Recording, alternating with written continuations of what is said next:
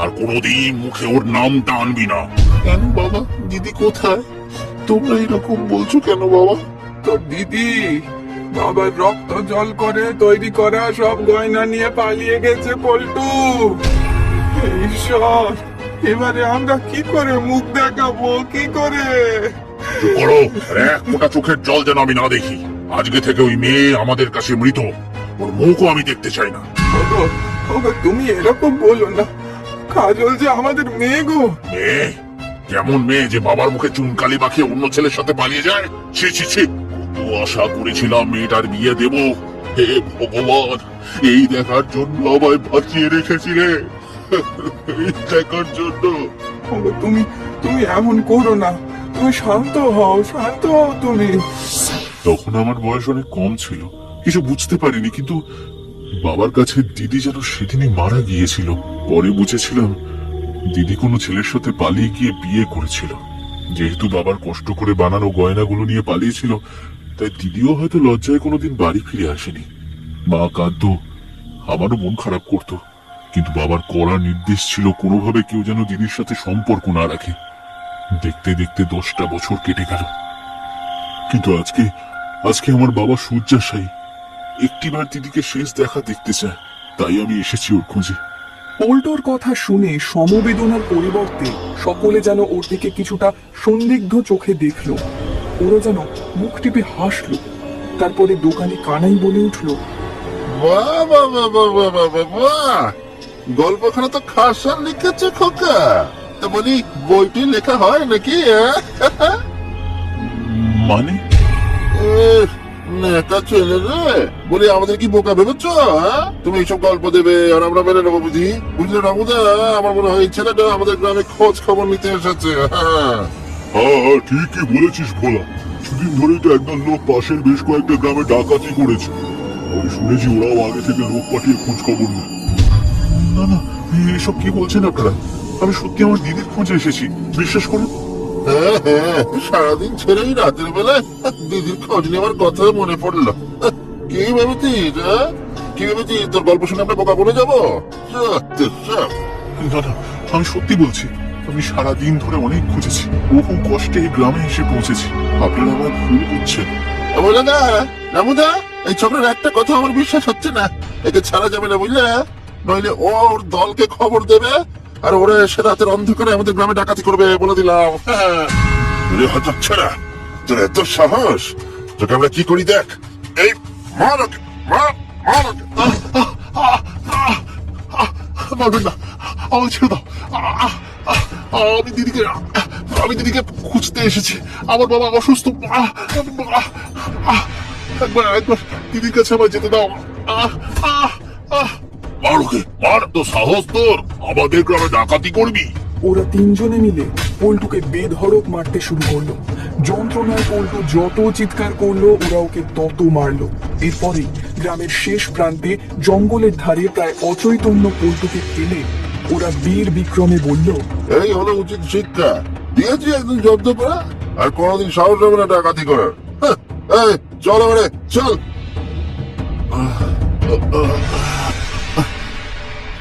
পল্টু তখন অর্ধ অচৈতন্য অবস্থায় পড়েছিল, যন্ত্রণায় কাতরাচ্ছিল। হঠাৎই একটা খুব ক্ষীণ অথচ পরিচিত স্বরে যেন সম্বিত ফিরে পেল সে। ভাই, ভাই, খুব কষ্ট হচ্ছে তোর? দিদি, দিদি, এটা তো দিদির গলার আওয়াজ। কতদিন পরে শুনলাম, কিন্তু দিদি, দিদি তুই? হ্যাঁ ভাই, আমি। তোর খুব কষ্ট হচ্ছে ভাই? কেমন আছিস রে? আমি? আমার কথা বাদ দে, তুই কেমন আছিস ভাই? আর মা, মা কেমন আছে রে? বাবা কি এখনো আমার উপর রেগে আছে?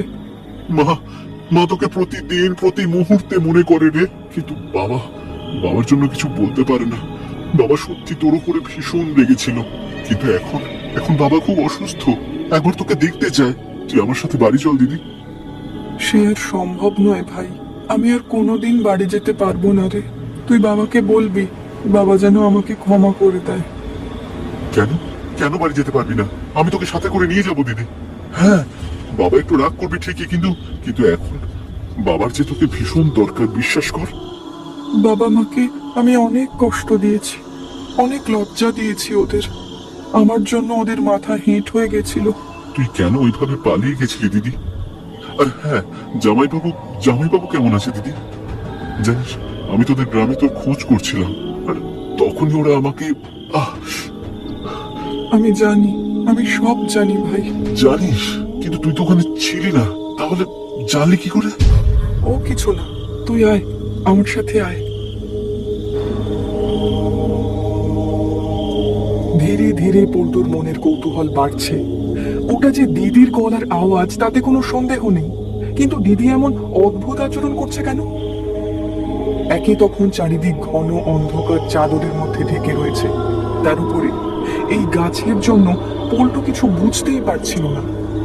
এর সাথে ছিল পল্টুর সারা শরীরে যন্ত্রণা, কিন্তু এতদিন পরে দিদির কথা শুনে তাকে বাড়ি নিয়ে যাওয়ার আশায় ও নিজের যন্ত্রণার কথা ভুলেই গেছিল। বাপরে, কি অন্ধকার এখানে! এই তো এই তো এই তো এটা লোকালয় মনে হচ্ছে, কিন্তু দিদি কোথায় গেল? দিদি, দিদি, দিদি, দিদি, তুই এখানে দাঁড়িয়ে রইলি কেন? আমার সাথে বাড়ি চল দিদি, মা তোর পথ চেয়ে বসে আছে, আর বাবার হাতে তো বেশি দিন সময় নেই রে। দিদি চল চল আমার সাথে। পল্টু কথাটা বলেই ছায়ামূর্তির গায়ে হাত দিতে গিয়েই চমকে ওঠে। সে দেখল সেখানে কিছু নেই, একটা গা শিরশিরে ঠান্ডা হাওয়া যেন ওর কানের পাশ দিয়ে চলে গেল। পল্টু হতভম্ব হয়ে দেওয়ালের সামনে দাঁড়িয়ে রয়েছে। ঠিক তখনই একটা পরিচিত গলা শুনেই ওর সম্বিত ফিরল। আরে এরা এরা তো সেই ছেলেটা রে, যাকে আমরা মেরে জঙ্গলের মধ্যে ফেলে এসেছিলাম। দেখ দেখ, সেই ছেলেটা না?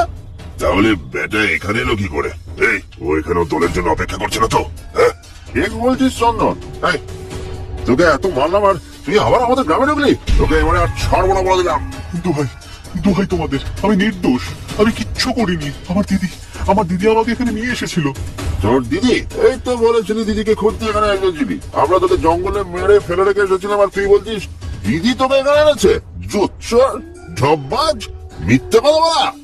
বিশ্বাস করুন, আমি মিথ্যে বলিনি। আমার দিদি সত্যিই দেওয়ালের সামনে এনে দাঁড় করিয়ে দিয়েছে আমাকে। কি দেওয়ালের সামনে? অসম্ভব, মিথ্যে বলছিস তুই। বলা, এই ছেলে মোটেই সুবিধার নয়, ওকে আর ছাড়া যাবে না। একটা জানোয়ার। কি হচ্ছে এখানে? ওকে, ও ডাকাত দলের সদস্য মোড়ল মশাই, ডাকাতি করার জন্য গ্রামে ঢুকেছে। হ্যাঁ, মোড়ল মশাই, আমাকে দয়া করুন, বিশ্বাস করুন, আমি ডাকাত নই। আমি আমার দিদি কাজলের খোঁজে এখানে এসেছিলাম। আমি ওদের বললাম, কিন্তু ওরা বিশ্বাস না করি আমায় মারধর করছে। মিথ্যে মিথ্যে কথা, ওর কথা বিশ্বাস করবেন না মোড়ল মশাই। ও নির্ঘাত ও ডাকাত দলের জন্য অপেক্ষা করছে। একটা বজ্জাত, তোকে আমি। চন্দন দাঁড়াও, আমি এখানে উপস্থিত আছি। নাম কি রে ছোকরা? আমার নাম পল্টু মোড়ল মশাই। আমার বাবা মৃত্যু শয্যায়, একটিবার দিদিকে দেখতে চেয়েছেন, তাই আমি এখানে এসেছি। দয়া করে আমাকে দিদির কাছে পৌঁছে দিন মোড়ল মশাই, আমি সারা জীবন আপনার কাছে কৃতজ্ঞ থাকবো। আচ্ছা, এই ছেলেটা কি আর এই গ্রামে এলোই বা কি করে? আচ্ছা আচ্ছা, শান্ত হ তুই। দেখে তো তোকে ভালো ঘরের ছেলে বলেই মনে হচ্ছে। মশাই, আমরা বলছি ও ডাকাত দলের সদস্য। চুপ করো তোমরা, ডাকাত দলের সদস্যরা কখনো একা থাকে না ভোলা। তাছাড়া আমার ওকে দেখে মনে হচ্ছে ও সত্যি কথাই বলছে। মোড়ল মশাই, আপনাকে অনেক অনেক ধন্যবাদ। আচ্ছা বেশ বেশ, তুই এবার যা, ওরা তোকে আর কিচ্ছু করবে না। যা তুই। দিদি এই বাড়ির দেওয়ালের কাছে এসে কিছু একটা ইঙ্গিত করছিল, কিন্তু সেটা কি? কি হলো পল্টু, দাঁড়িয়ে রইলে যে? মোড়ল মশাই, আমার প্রাণ বাঁচিয়েছেন আপনি। আপনার কাছে আমার একটা অনুরোধ রয়েছে। দয়া করে এই জমির দেওয়ালের পিছনে কি আছে আমি একবার দেখতে চাই, যদি অনুমতি দেন। তোর সাহস তো কম না? হ্যাঁ, আমার জমির মধ্যে কি আছে দেখবি তুই? হ্যাঁ, আমার জমির মধ্যে কি আছে তুই দেখবি? দেখলেন মশাই, দেখুন দেখুন, এইসব ছোট লোকদের কখনো সায় দিতে নেই। হ্যাঁ, চন্দন, তুমি এতটা উত্তেজিত হচ্ছ কেন? তোমাদের এই জমি তো বহুদিন ধরে পড়ে রয়েছে, আর তাছাড়া এই দেওয়ালের ওপারে কি রয়েছে সেটা দেখতে চাইলে ক্ষতিটাই বা কি? মশাই, আপনি ওর কথা শুনছেন? কোথাকার কে চোর ডাকাত, ওকে আমি নিজের জমি দেখাবো কেন? না না না না, আমি ওকে সব দেখাতে পারবো না। দোহাই, একটিবার আমি দেখতে চাই। আমার দিদি এখানে আমায় কিছু একটা ইঙ্গিত করছিল, আমি সত্যি বলছি। কি বলছে কি ও? কাজল কি করে এখানে আসবে? ওকে তো আমি, না না না, এ হতে পারে না। এই দেওয়াল ভাঙলে তো সবাই সবটা জানতে পেরে যাবে। না না না, এটা হতে পারে না। আচ্ছা ঠিক আছে, একটু দাঁড়া। বল্টু, তুই তোর দিদির নাম কি বললি একটু বলতো? আগে কাজল, কাজল মোড়ল মশাই। আচ্ছা চন্দন, তোমার আগের বউয়ের নামও তো কাজল ছিল, তাই না? কাজল? কোন কোন কাজল?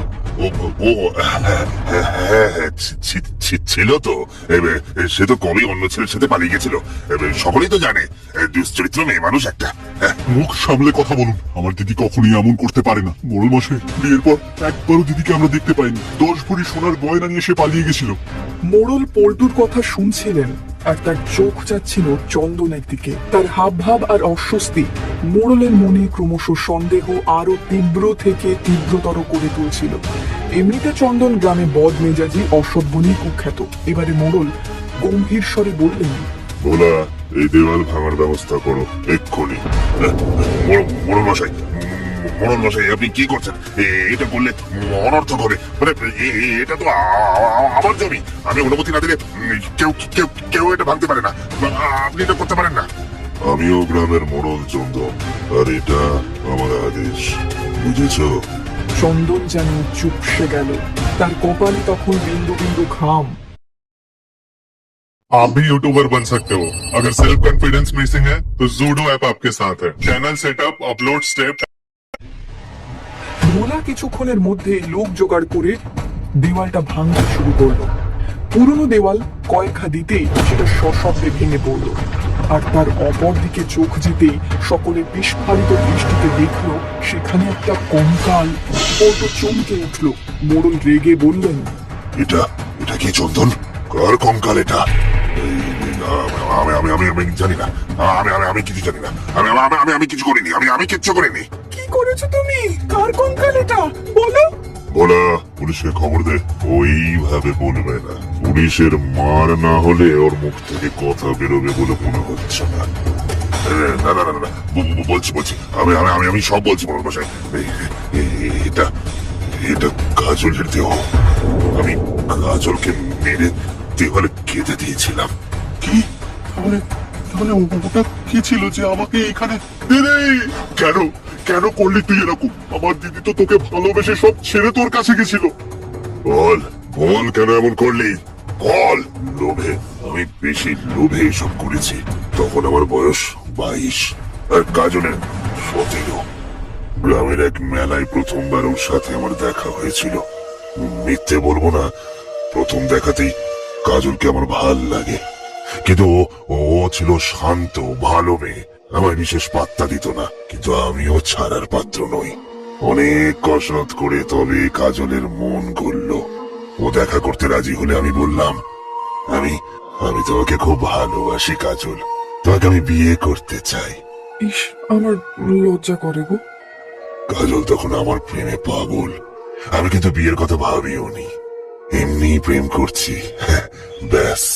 কিন্তু একদিন কাজল কাঁদতে কাঁদতে বলল, কি গো, আমরা কবে বিয়ে করবো বলো তো?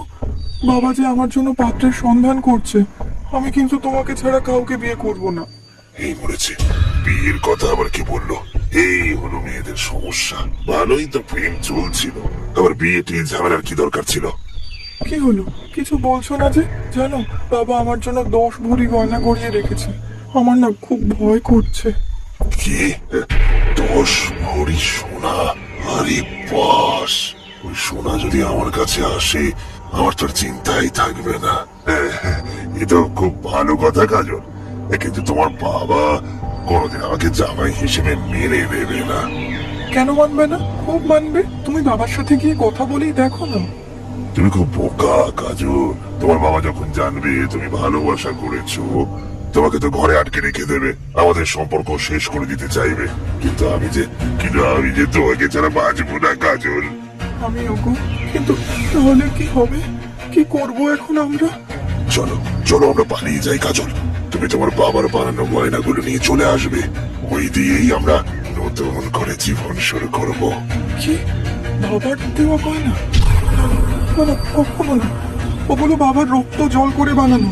ওগুলো আমি নিয়ে আসতে পারবো না।